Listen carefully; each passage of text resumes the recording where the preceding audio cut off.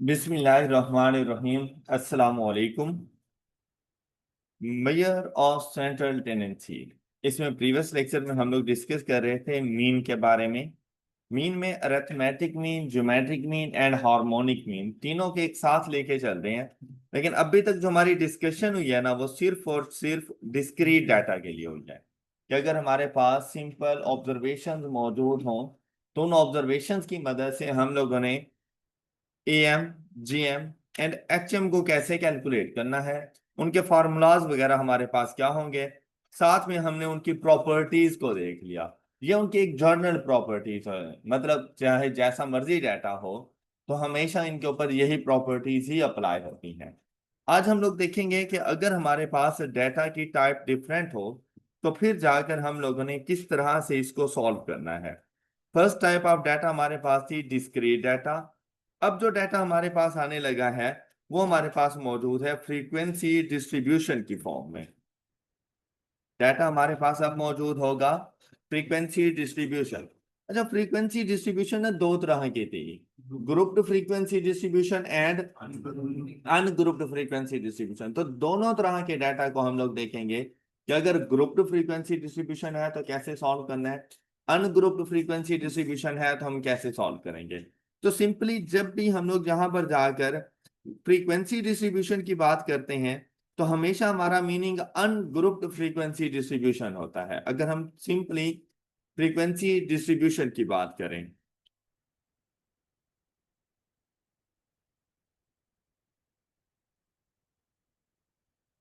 Frequency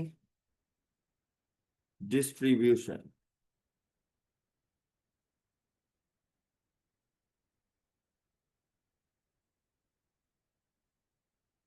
frequency distribution की form में अगर डाटा हो तो डाटा कुछ इस तरह से होगा। आपको कुछ ना कुछ ऑब्जर्वेशंस मालूम होंगी, actual values. Ungrouped frequency distribution है तो एक्चुअल वैल्यूज मालूम होंगी और उनके सामने उनकी फ्रीक्वेंसी गिवन होगी।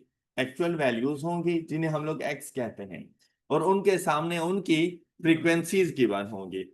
यहाँ पर हम लोग अज्यूम कर लेते हैं जैसे वो ऑब्जर्वेशन मेरे पास हैं कुछ इस तरह से,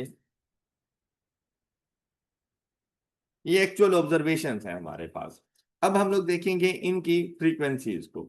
इनकी फ्रीक्वेंसीज है हमारे पास,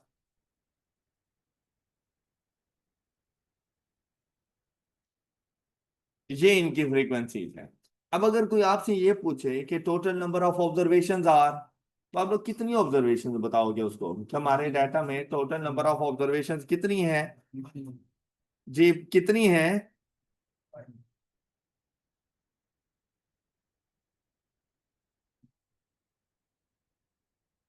तो हमारे डाटा में जो टोटल नंबर ऑफ ऑब्जर्वेशंस हैं वो 25 है। समीशन एफ, फ्रीक्वेंसीज का sum total number of observations होगा। तो हमारे इस डाटा में टोटल 25 ऑब्जर्वेशंस हैं।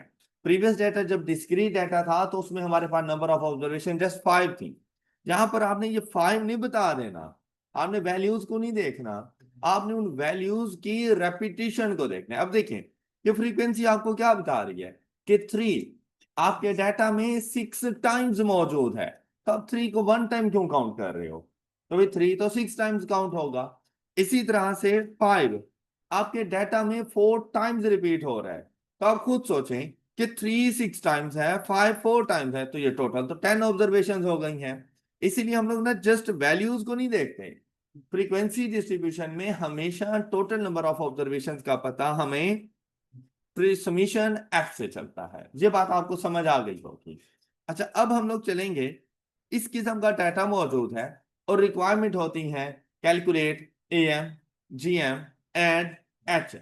तो इनको कैलकुलेट करने के लिए सबसे पहले देखें भाई इनके फार्मूलाज, कि अगर आप लोगों ने एम कैलकुलेट करना हो तो एम कैलकुलेट करने का फार्मूला हमारे पास होता है summation F X divided by summation F. देखिए भाई, आप लोगों ने कहा था कि वैल्यूज का सम divided by number of observations. जब डिस्क्रीट डाटा होता है तो नंबर ऑफ ऑब्जर्वेशन को हम लोग रिप्रेजेंट कर रहे होते हैं एन के साथ, और जब हमारे पास फ्रीक्वेंसी डिस्ट्रीब्यूशन में डाटा आता है तब हम लोग नंबर ऑफ ऑब्जर्वेशन को रिप्रेजेंट कर रहे होते हैं समीशन एफ के साथ। तो फार्मूले में जहां पर हम लोग यूज कर रहे होते थे एन, वहां पर अब क्या यूज करेंगे, समीशन एफ। ये बात आपको समझ आ गई होगी। और साथ में अब हम लोगों ने कहा था, बात सुनिएगा, हमने कहा था इससे पहले डिस्क्रीट एटम में समीशन एक्स, हम लोगों ने ये कहा था। तो अब यहां पे गौर करें तो 3 मेरे पास 6 टाइम्स मौजूद है, तो ऐड भी तो 6 टाइम्स होना चाहिए।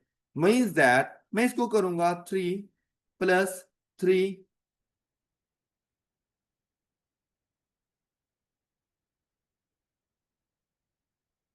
उसके बाद फिर 5 4 टाइम्स जाकर ऐड होना है, वैल्यूज का सम लेना है। तो अब देखिए ये कितना सम आ रहा है हमारे पास, 18। तो आपको नहीं लगता कि अगर मैं ऑब्जर्वेशन को उसकी फ्रीक्वेंसी से मल्टीप्लाई करवा दूं तो उस ऑब्जर्वेशन का सम आ जाएगा?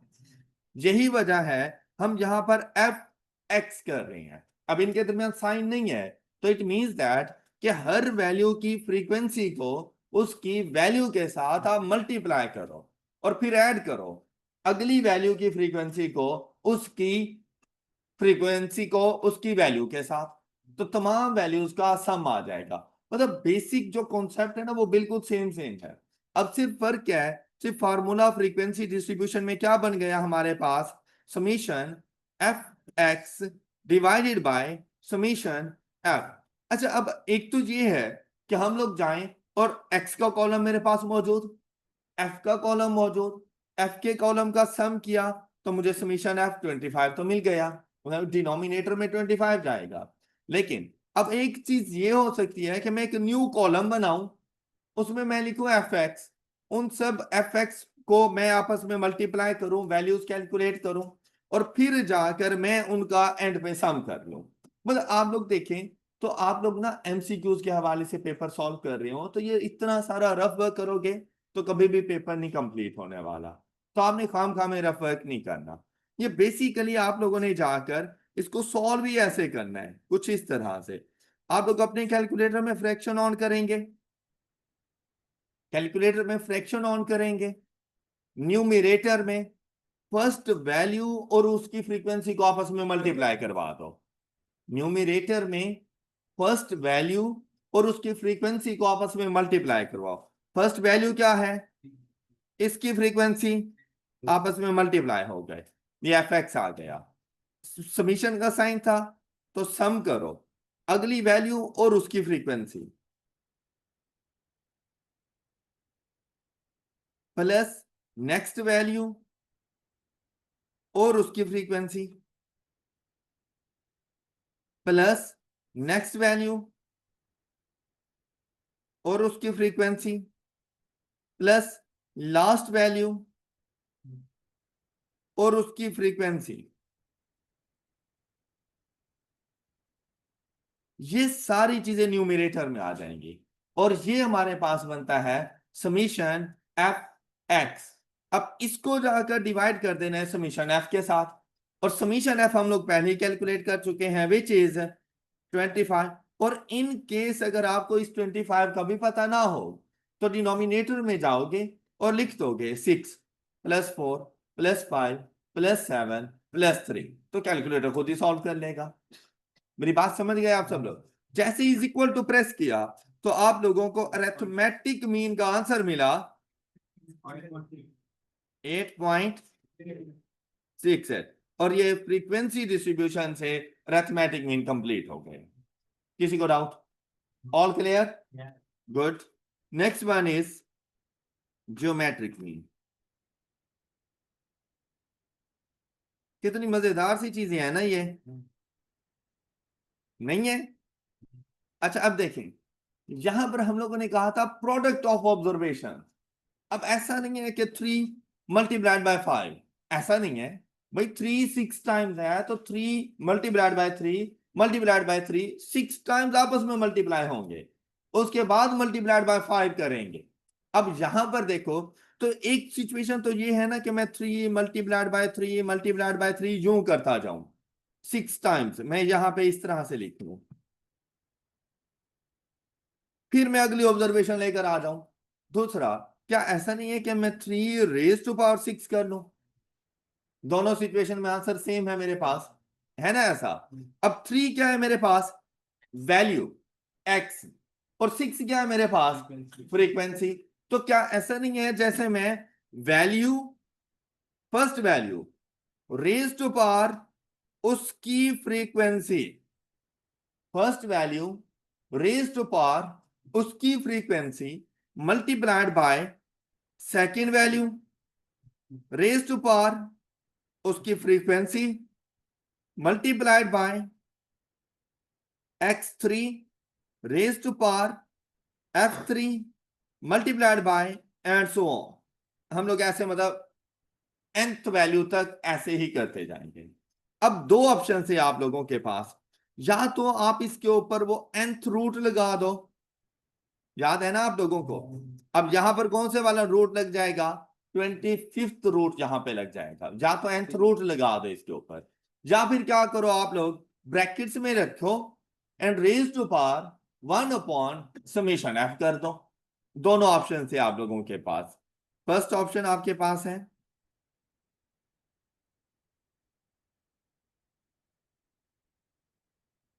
अब यहां पर nth रूट, और nth यहां पर हम किस से रिप्रेजेंट कर रहे हैं? समीशन एफ, सिग्मा नहीं, समीशन एफ। ऑलराइट, तो यहां पर समीशन एफ की वैल्यू हमारे पास आ जाएगी। तो हम लोग इसको कैसे जाके सॉल्व करेंगे, ये देखेंगे।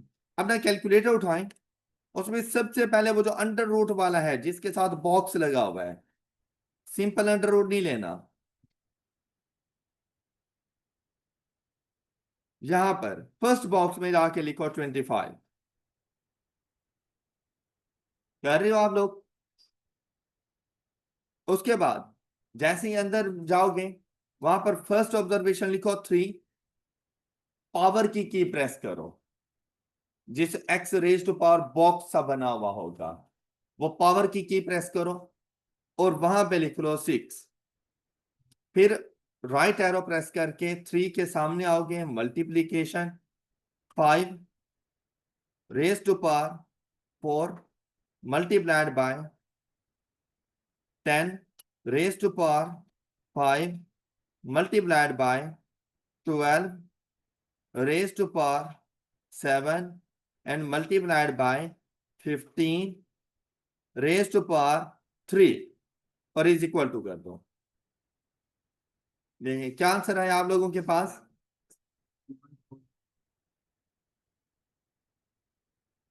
7.204041। ये राउंड ऑफ करके हम लोग जो राउंडिंग ऑफ करेंगे ना वो 2 डेसिमल प्लेसेस तक करेंगे। तो 407 था, तो वो 41 हो जाएगा, 7.41। अच्छा, अब अभी भी इधर देखें ना, तो आपका अरिथमेटिक मीन ज्यादा है और ज्योमेट्रिक मीन कम है। तो प्रॉपर्टी यही नहीं थी कि A M always greater than G M? तो यहां पर भी बिल्कुल ऐसा ही हमारे पास आ रहा है। यहां तक किसी को कोई issue? All clear? Harmonic mean की तरफ चलें।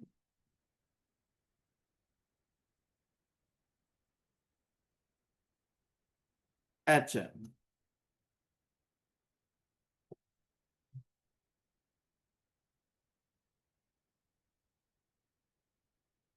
हाँ जी।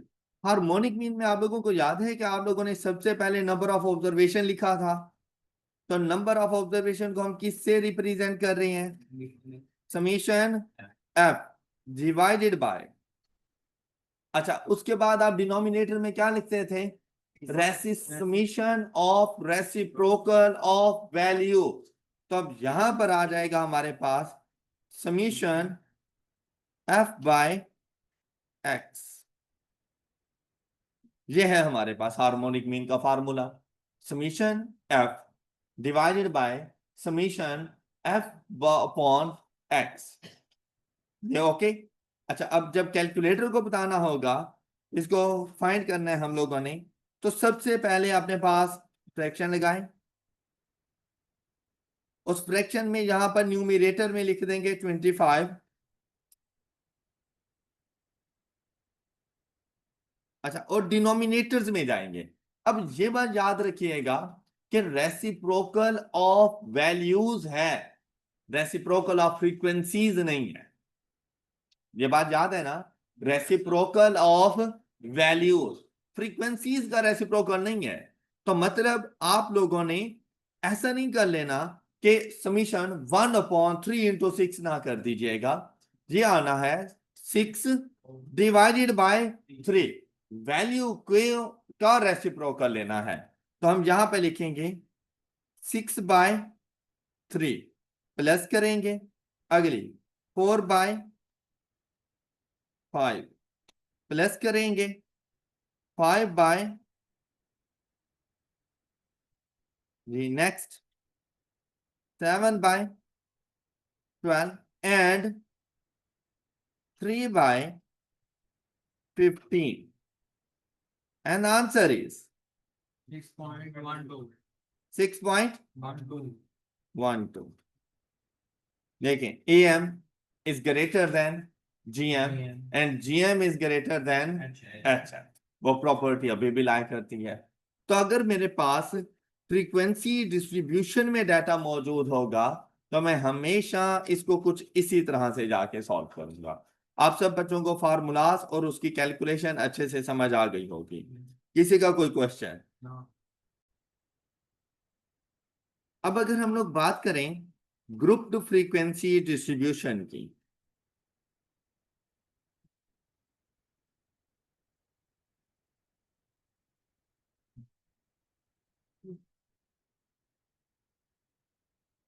ग्रुप्ड फ्रीक्वेंसी डिस्ट्रीब्यूशन, अगर हम इस डाटा की बात करें तो आप लोगों को ना सबसे पहले तो क्लासेस गिवन होंगी।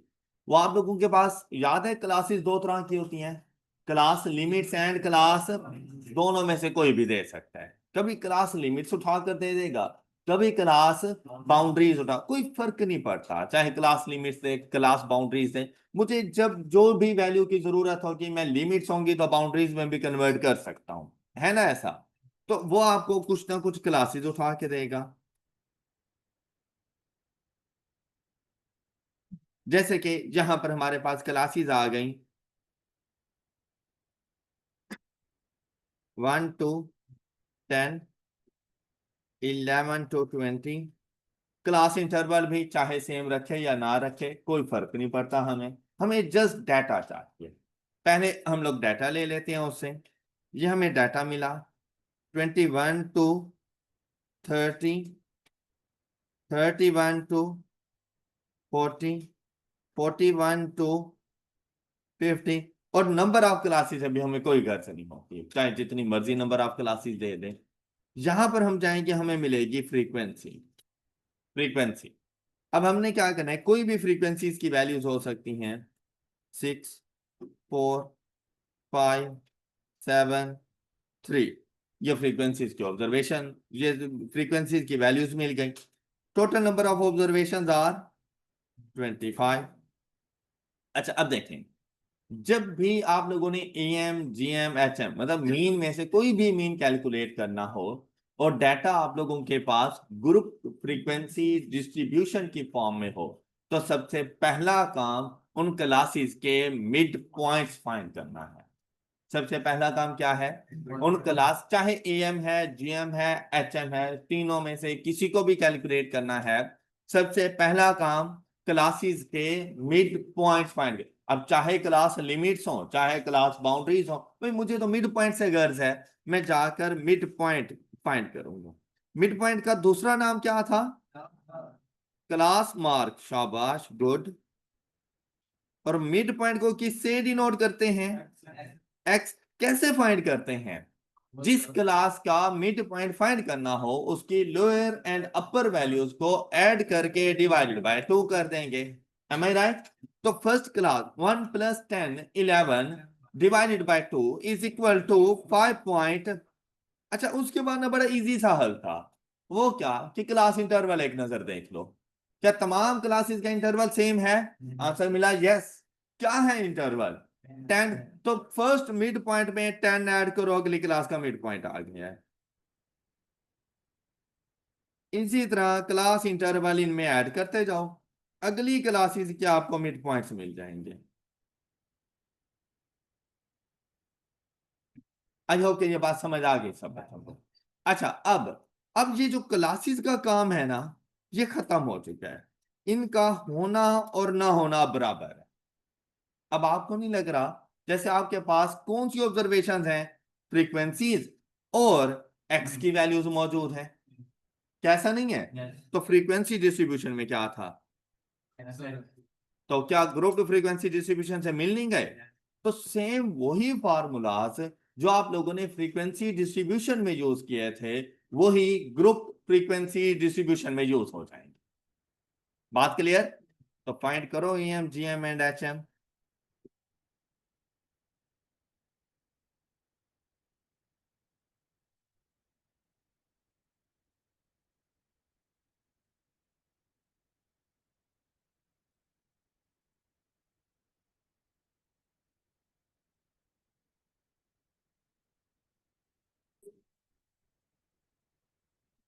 And the EM of the data is 24.3. GM of the data is,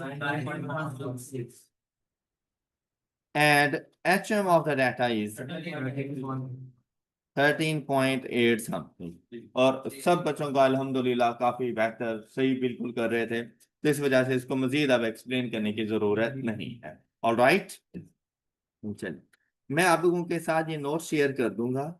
in notes में से आप लोगों ने क्वेश्चन नंबर 3 सॉल्व करना है, ये आप लोगों की होम असाइनमेंट है।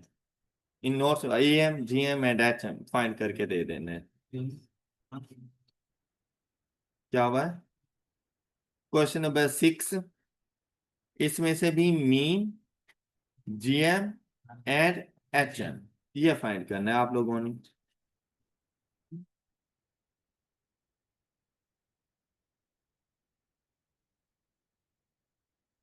चलें बाकी क्वेश्चन नंबर 12 में से सिर्फ मीन कैलकुलेट करना है, और जहां पर सिर्फ मीन मेंशन हो वहां पे क्या कैलकुलेट करते हो? अरिथमेटिक मीन फाइंड करते हो, शाबाश। और 13 में से भी सिर्फ मीन की वैल्यू कैलकुलेट करनी है आपको। ये आप लोगों की होम असाइनमेंट्स हैं। क्वेश्चन नंबर 3, 6, 12 एंड 13, मतलब जो जो चीजें हम लोग पढ़ते जा रहे हैं ना, सिर्फ उनकी कैलकुलेशंस करनी है आपने।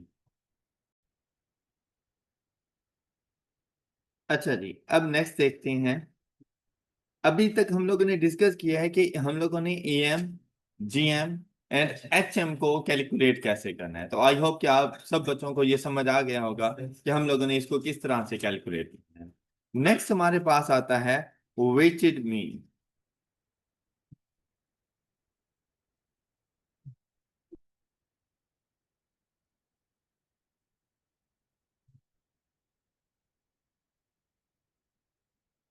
वेटेड मीन, हाँ जी, मीन को किससे डिनोट करते हैं हम लोग? बार से। तो वेटेड मीन को किससे डिनोट करेंगे? X⁻W से। ये वेटेड मीन बन गया। वेटेड मीन, मीन को डिनोट किया जाता है X⁻ से, और उसकी सबस्क्रिप्ट में आकर अगर हम लोग W लगा दें तो ये बन जाता है वेटेड मीन। अब वेटेड मीन कहाँ पे यूज होता है? वेटेड मीन, इससे पहले हम लोगों ने जितना भी मीन पढ़ा अरिथमेटिक मीन, उसमें हम लोगों ने तमाम तर वैल्यूज को जो लिया, उसमें सबकी इंपॉर्टेंस हमारे लिए एक जैसी थी। मतलब अब आप लोग PRC के 5 सब्जेक्ट्स कर रहे हो ना, तो आपके लिए पांचों की इंपॉर्टेंस ना इक्वल है। क्यों? पांचों के पांचों 100 मार्क्स के हैं।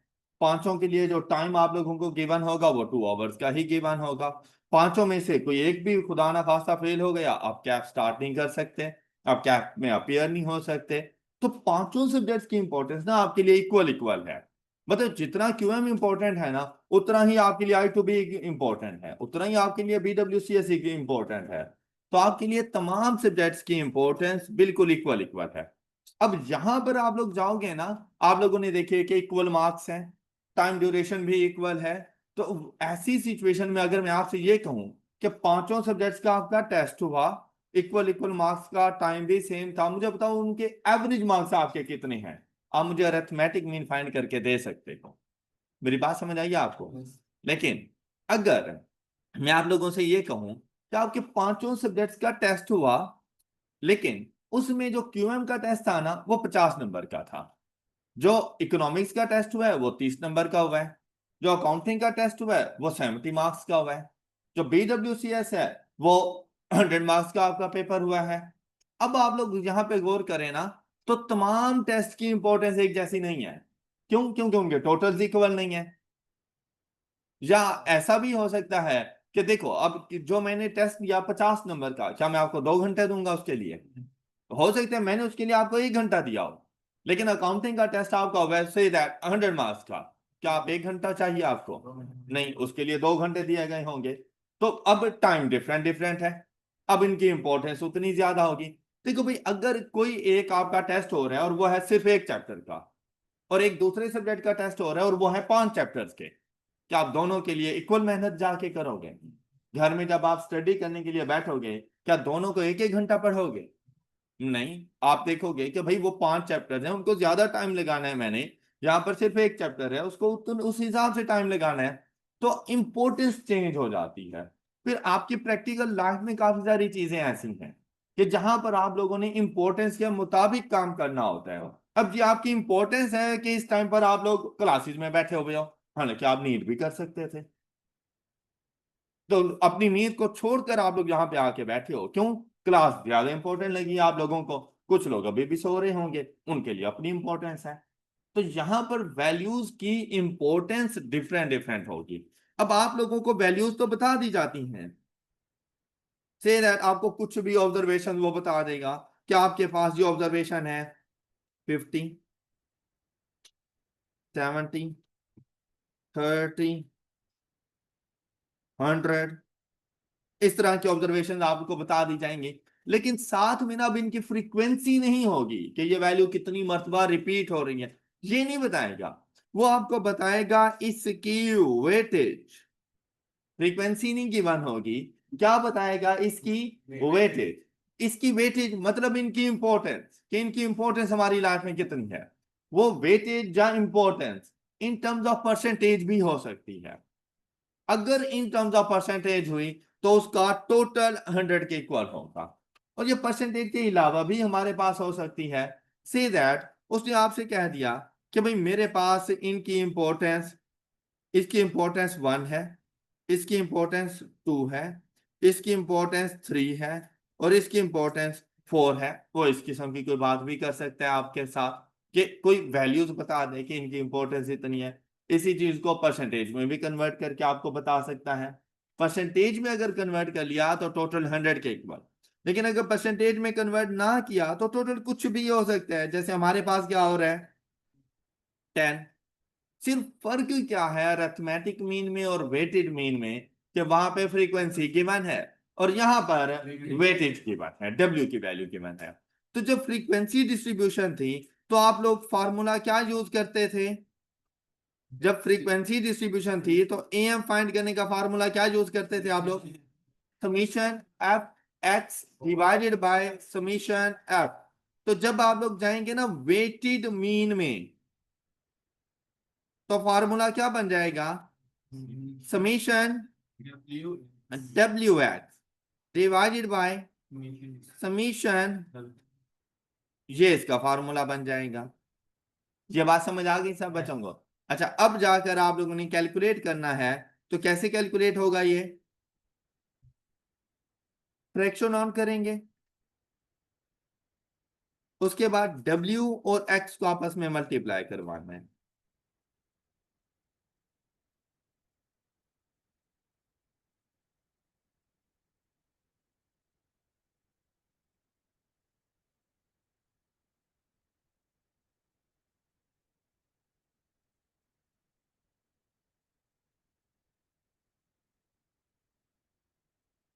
एंड डिवाइडेड बाय 10, तो आपके पास वैल्यू आ जाएगी एग्जैक्ट 68 है। ये है हमारे पास इसका वेटेड मीन। आई होप आपको समझ आ गई होगी कि हम लोगों ने यूज कहाँ पे करना है। चलिए अब मुझे ये वाला क्वेश्चन जरा सॉल्व करके दें।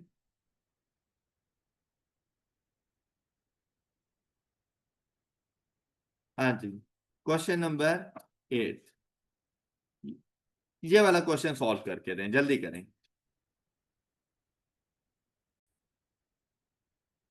अच्छा, इस क्वेश्चन में देखें ना, तो इस क्वेश्चन में बेसिकली आप लोगों ने खुद से जरा देखना था कि हमारे पास वैल्यूज कौन सी हैं, हमारे पास वेटेज क्या बन रही है। तो उसकी स्टेटमेंट को जरा जरा गौर से पढ़ो।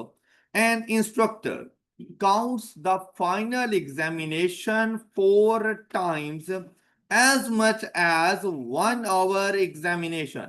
मुझे ये बताओ कि आपके लिए ये जो रेगुलर टेस्ट वीकली बेसिस पे हम लोग टेस्ट लेते हैं, इसकी बहुत ज्यादा इंपॉर्टेंस है, ये जो आई कैप का फाइनल एग्जाम होना है उसकी ज्यादा इंपॉर्टेंस है। तो जो ये इंस्ट्रक्टर था उसने भी ये कहा कि भाई मैंने ना 4 1 hour टेस्ट लिए हुए हैं, 1 1 घंटे के 4 टेस्ट लिए हुए हैं। कहते हैं उनकी तो अपनी जगह पे इंपॉर्टेंस है, अब वो चारों टेस्ट सारे 1 1 घंटे के हैं, तो उन सब की इक्वल इंपॉर्टेंस होगी। लेकिन कहता है कि जो फाइनल एग्जामिनेशन है ना, वो उन एग्जाम्स से 4 times ज्यादा इंपॉर्टेंस रखता है। तो हम 1 hour एग्जामिनेशन के जो मार्क्स आएंगे उनको वेटेज देंगे 1 की, और जो फाइनल एग्जामिनेशन है उसको वेटेज देंगे 4 की।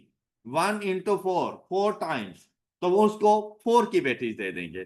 फिर क्या कहते हैं, what is the average score of a student who received 76 in the.